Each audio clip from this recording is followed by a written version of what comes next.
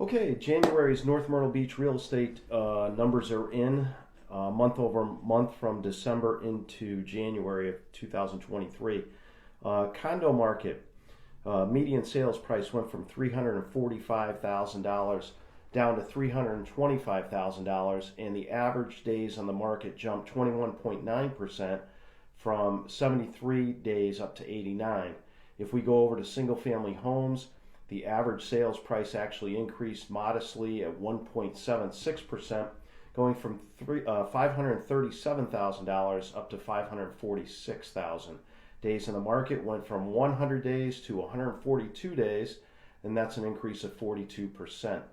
The biggest price increase in the market, North Myrtle Beach market, were three-bedroom family homes, 7.82 price appreciation.